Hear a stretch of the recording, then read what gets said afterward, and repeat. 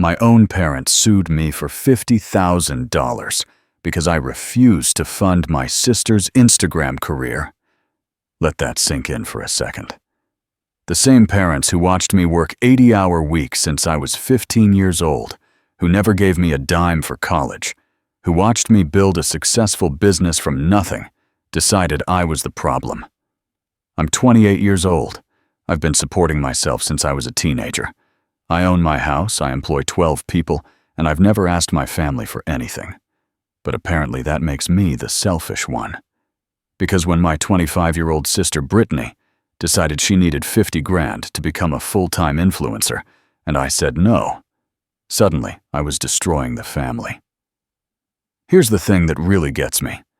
While I was working construction jobs at Sunrise to pay for my engineering degree, Brittany was getting her entire college tuition paid for, while I was sleeping in my car between shifts to save money on rent. She was getting a brand new BMW for her birthday. And now in 2024, while I'm running a legitimate business that actually makes money, she's demanding I bankroll her dream of taking selfies for a living. They called me ungrateful. They said I owed them. And when I still refused to hand over $50,000 for ring lights and a personal brand consultant, they hired a lawyer. But here's what they didn't know. I had been documenting everything. Every conversation, every demand, every threat. And I had just discovered something about their finances that was about to turn this whole lawsuit upside down. Because sometimes, when your own family declares war on you, the only way to win is to show them exactly who they're fighting. Let me take you back to where this all started. I was 15 when I got my first real job at Murphy's hardware store for $7.25 an hour. Nothing glamorous, just stocking shelves and helping customers load mulch into their trucks. But I loved that first paycheck, even if it was only for 26 hours. I had plans for that money. College fund, car savings, maybe even my own place someday. My parents thought it was cute. "Look at our little worker bee," my mom would say, ruffling my hair when I came home with grease under my fingernails. Meanwhile, my sister Brittany was getting a $50 weekly allowance for keeping her room clean. She was 13 and already had more spending money than I was making breaking my back at the hardware store. But I kept at it. Summers, weekends, any shift they'd give me. Even then, they called me their little worker bee. College was when the favoritism really kicked into high gear. I applied for every scholarship I could find, worked construction jobs during the day, and took classes at night. Still ended up with $40,000 in student loans by graduation.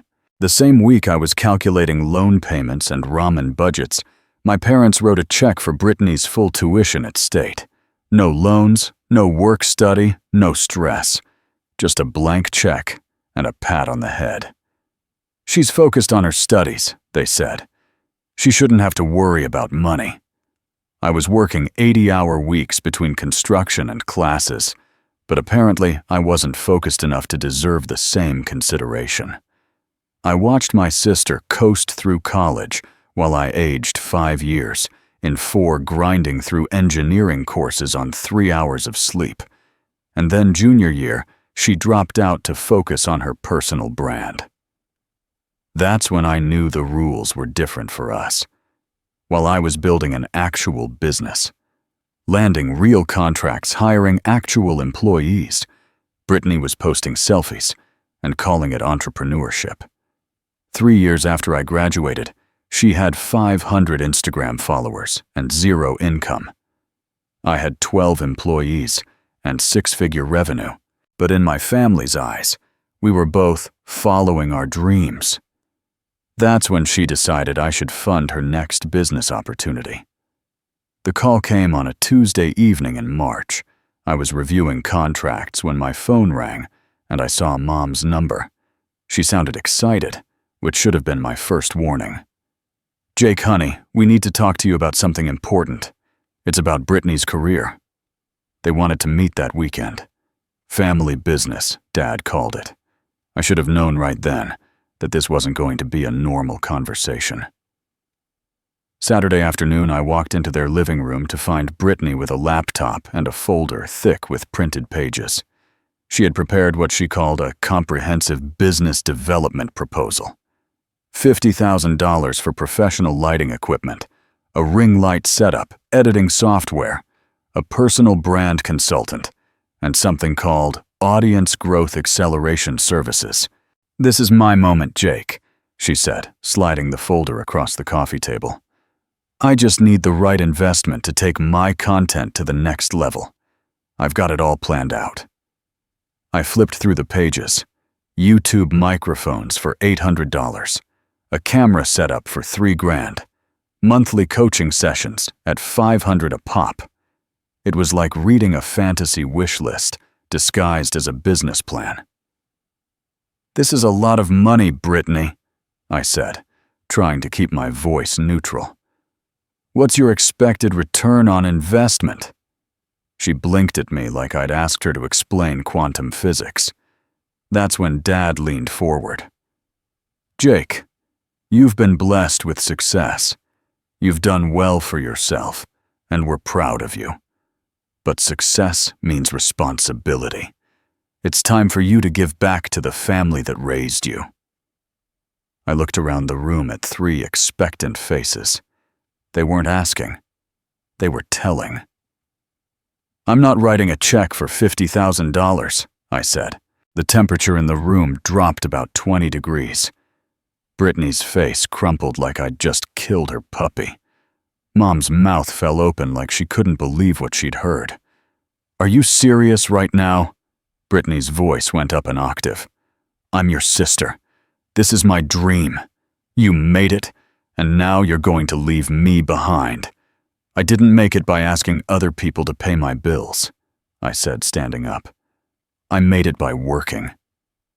That's when Dad's voice got very quiet and very cold. "You walk out that door without helping your sister, and you'll regret it."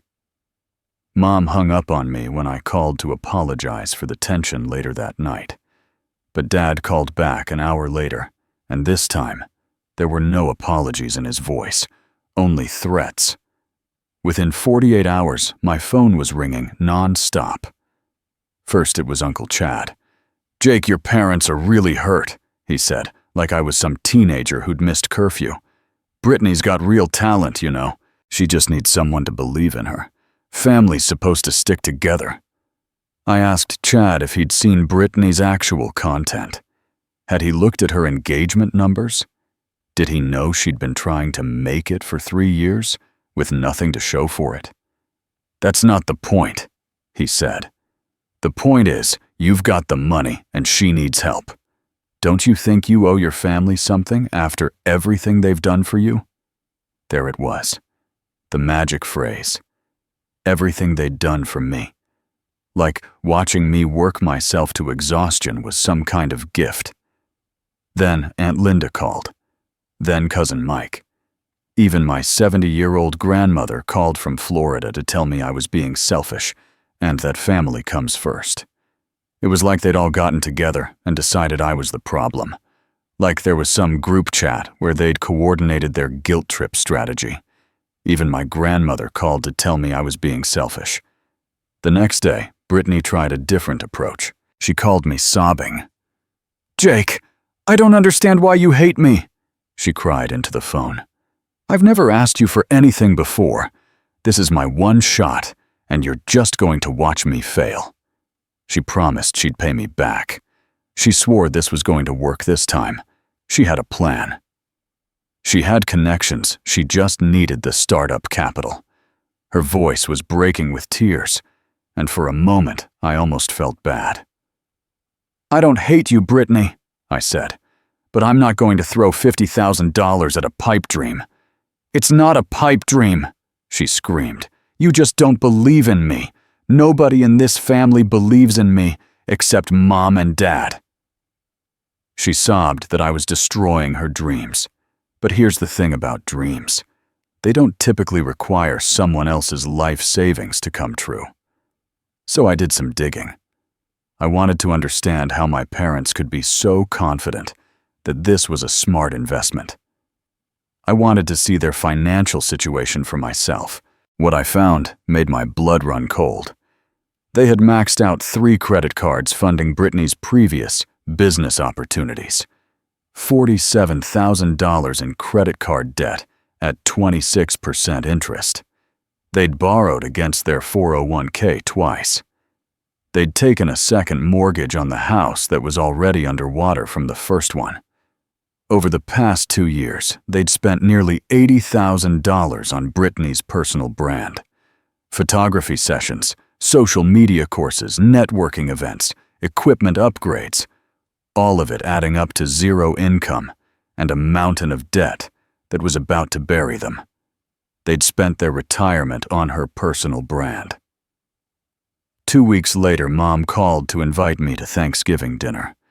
Her voice was cheerful, like nothing had happened, like we hadn't spent the past month in a cold war over Brittany's Instagram fantasies.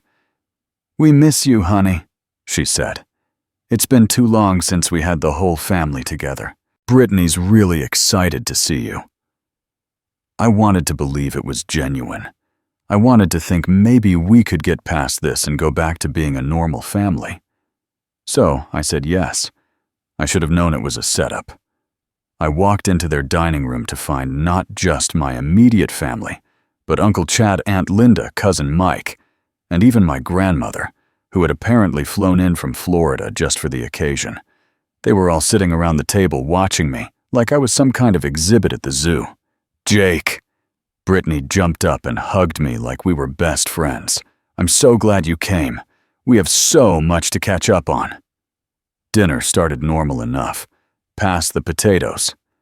"How's work? Did you see the game last week?" But I could feel the tension building. Everyone was being too nice, too careful, like they were all reading from the same script. Then halfway through the meal, Dad cleared his throat. "You know, Jake, we've all been talking, and we think there's been some misunderstanding about Brittany's business venture." He looked around the table for support. "We're family. We help each other. That's what family does." Here it came. The ambush I should have seen coming. "Your sister has worked really hard on her brand," Mom chimed in. "She's put in so much effort and she's so close to making it work. She just needs that one boost to get over the finish line." I looked around the table at 8 pairs of eyes, all focused on me. They had orchestrated this. They had flown my grandmother in from another state to guilt-trip me into writing a check. "I already told you no," I said, trying to keep my voice level. "My answer hasn't changed." That's when the masks came off. "You're being incredibly selfish," Aunt Linda said, her voice sharp. "You have more money than you know what to do with, and your own sister is struggling." "She's not struggling," I said.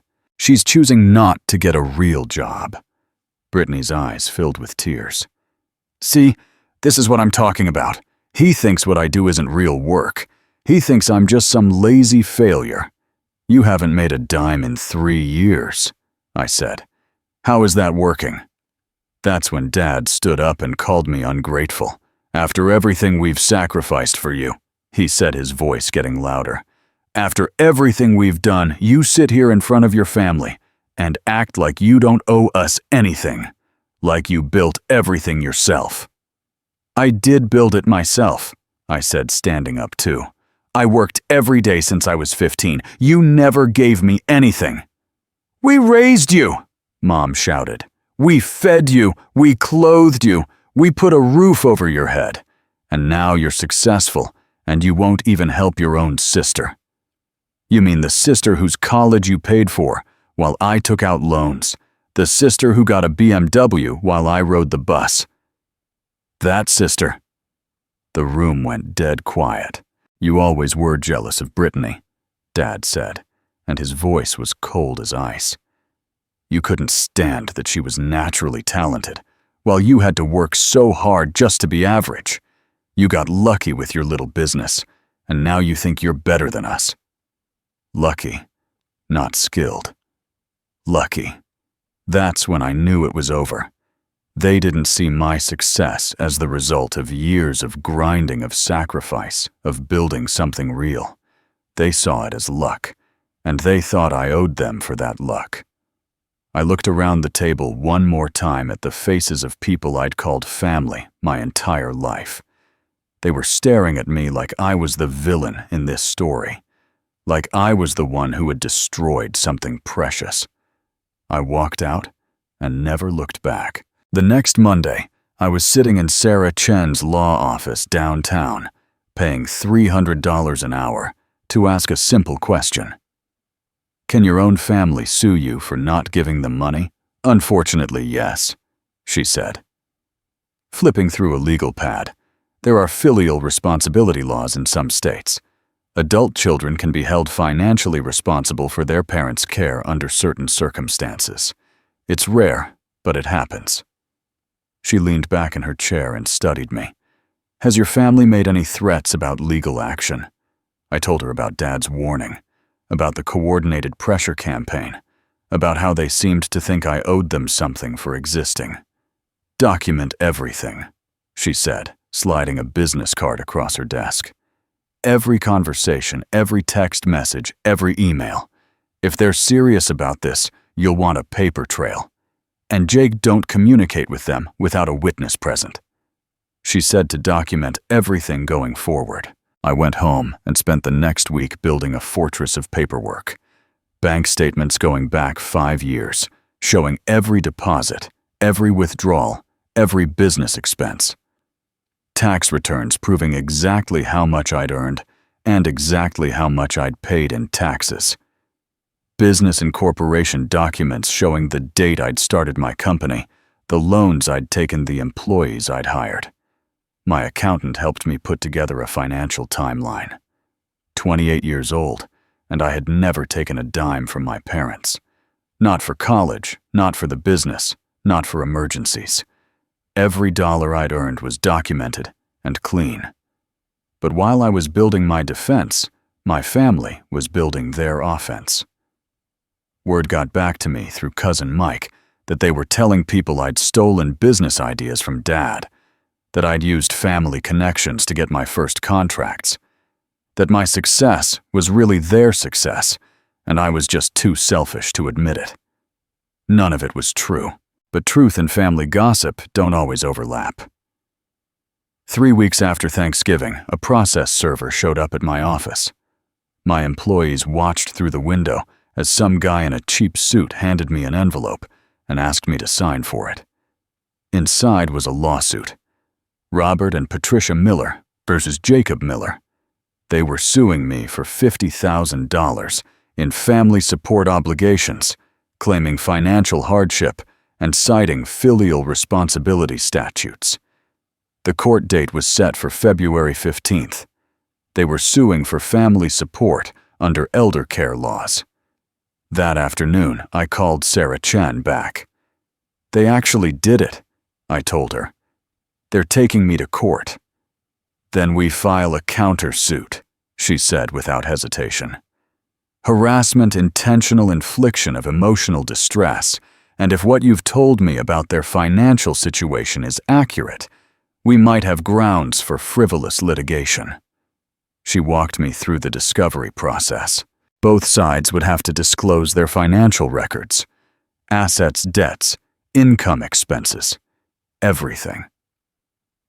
Your parents are about to learn that court cases work both ways, she said. If they want to examine your finances, you get to examine theirs. That's when we found out about their other debts. Discovery is a beautiful thing when you're telling the truth. It's less beautiful when you're trying to hide $73,000 in credit card debt across 8 different cards. The discovery process required both sides to turn over 3 years of financial records, bank statements, credit reports, loan applications. Everything. I handed over my files with confidence. Clean books, steady growth, legitimate business income. My credit score was 812. My parents' credit scores were in the 400s. The paperwork told a story of financial desperation that was worse than I'd imagined. They had applied for debt consolidation loans and been denied. They had borrowed against their car title. They had even taken cash advances on credit cards to make minimum payments on other credit cards. The discovery showed they were 3 months from bankruptcy. Their lawyer tried to argue that this proved they needed family support. My lawyer argued that this proved they were terrible with money and had no business demanding more of it. Meanwhile, my family wasn't taking the legal process well. My phone number got added to some kind of spam call list. My business address started receiving magazine subscriptions I hadn't ordered. Someone was leaving 1-star reviews on my Google business page, claiming I was unprofessional and unreliable. When I blocked their numbers, they started calling from Uncle Chad's phone. When I blocked that, they had Aunt Linda call. When I blocked her, they moved on to friends, neighbors, anyone who would relay a message about how I was tearing the family apart. But the real line was crossed when they started calling my clients. Mrs. Henderson had hired me to renovate her kitchen. She called me one morning confused, asking why someone claiming to be my sister had called her to say I was having personal problems and might not be able to finish the job.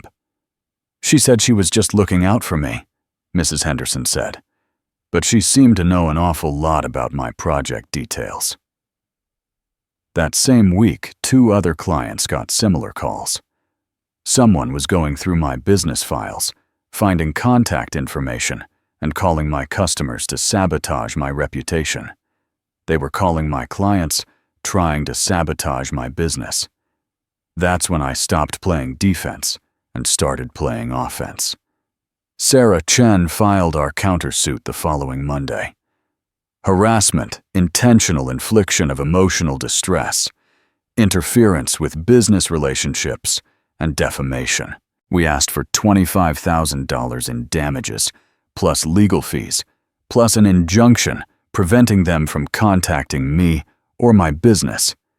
Now the burden shifts, Sarah explained. They have to prove they deserve $50,000 while simultaneously explaining why they've been harassing you and interfering with your livelihood. The beauty of a countersuit is that it changes the entire dynamic. Suddenly, they weren't just plaintiffs demanding money. They were defendants who had to justify their behavior. Now, they had to explain their behavior to a judge. February 15th arrived gray and cold. I walked into the courthouse wearing my best suit, carrying a briefcase full of documents that would either vindicate me or destroy what was left of my family relationships. Probably both. The courtroom was smaller than I'd expected. Wood paneling, fluorescent lights, and a judge's bench that looked like it had seen better decades. My parents sat at the plaintiff's table with their lawyer, a guy in a wrinkled suit who looked like he'd rather be anywhere else. Brittany sat behind them in the gallery, dressed like she was going to a job interview for a position she'd never get. They looked confident. Too confident. Like they actually believed their own story. Judge Martinez called the case, and my father stood up to give his opening statement. He'd clearly rehearsed this. Your Honor, we raised this boy from birth. We fed him, clothed him, supported him through his difficult teenage years. We sacrificed for him, and now that we're facing financial hardship, he's abandoned us. All we're asking for is basic family support.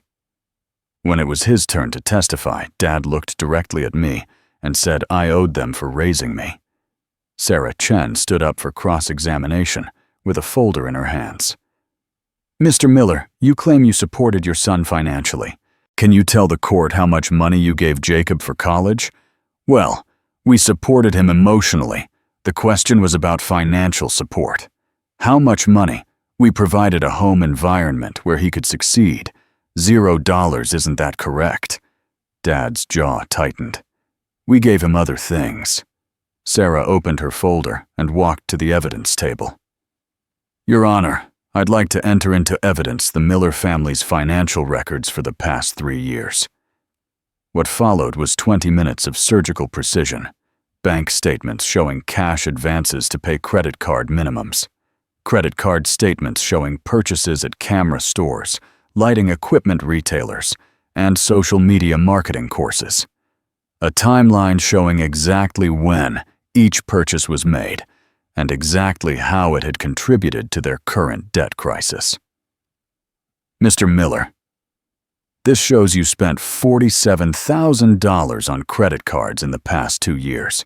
Can you tell the court what that money was for? Supporting our daughter's business endeavors. Business endeavors that have generated how much income? Silence. The records show 0 business income from your daughter in 3 years. Is that correct? She's building her brand with borrowed money that you now can't repay. The judge leaned forward and asked how they planned to support themselves. Mom tried to jump in with an explanation about social media being the future and how Brittany just needed one more investment to make it work. The judge looked at her like she was speaking a foreign language. Then it was Brittany's turn. Sarah asked her to describe her business model. Brittany started talking about content creation and audience engagement and monetizing her personal brand. It sounded impressive until Sarah asked for specifics. How many paying clients do you currently have? Well, I'm more focused on organic growth right now, so 0 clients. It's not about clients. It's about building authentic relationships with my audience, your audience of 500 followers, quality over quantity. And what income have you generated from these quality relationships? Brittany's face went red. She started talking about how social media success takes time, how she was building something sustainable, how her brother just didn't understand modern business. She couldn't name a single client or income source. The judge asked Brittany to provide documentation of any business income from the past 3 years. She couldn't do it because there wasn't any. Then, Sarah presented our countersuit evidence, phone records showing the harassment calls, screenshots of the fake business reviews, testimony from Mrs. Henderson about the sabotage attempt, email records showing they had contacted 6 of my clients trying to interfere with my business. Your Honor, Sarah said, the defendants are not struggling parents seeking help from a successful child. They are financially irresponsible adults who have enabled their daughter's fantasy career for 3 years, accumulated massive debt in the process, and are now attempting to extort money from their son to continue funding that fantasy. Judge Martinez had heard enough. I'm dismissing the plaintiff's case with prejudice, he said. Furthermore, I'm granting the defendant's countersuit in full. The plaintiffs will pay $25,000 in damages plus defendant's legal fees totaling $8,000. He looked directly at my parents. I'm also issuing a restraining order. You are not to contact the defendant or his business for any reason. The bailiff was already preparing to seize their assets. The consequences were swift and brutal. Within 48 hours of the judgment, my parents received a notice of asset seizure. The court had placed a lien on their house, their car, and my dad's pension account. They had 30 days to pay the $33,000 in damages and legal fees, or start losing property. 30 days to pay, or lose the house. I heard through Cousin Mike that they tried to appeal the judgment, but their lawyer dropped them when they couldn't pay his retainer. They tried to get a loan against the house, but their credit was too damaged. They even tried calling Brittany's business mentor to see if he could help, but apparently he'd been charging them for basic YouTube tutorials they could have gotten for free. Brittany moved back in with them after her apartment lease ran out. Her Instagram account went quiet for about 6 months before she deleted it entirely. Last I heard, she was working at a call center and living paycheck to paycheck like everyone else who never learned that work comes before reward. They lost the house in April. The last time I saw any of them was across a parking lot at the grocery store. Dad pretended he didn't see me, but I caught him looking. He looked older, bored, like someone who'd finally realized that choices have consequences. I didn't feel good about it. I didn't feel bad about it either. I felt free. My business has grown every year since then. I've got 18 employees now, and contracts booked 6 months out. I bought a house with a workshop in the basement where I can build things with my hands just like I did when I was 15, and learning what work actually meant. People ask me sometimes if I miss my family. The honest answer is that I miss the family I thought I had, not the family that actually existed. I miss the idea of people who celebrated my success instead of resenting it. I miss the fantasy of parents who were proud of my work ethic instead of threatened by it. But I don't miss the drama. I don't miss the guilt trips. I don't miss being treated like an ATM with legs and a family obligation. Sometimes the only way to win is not to play.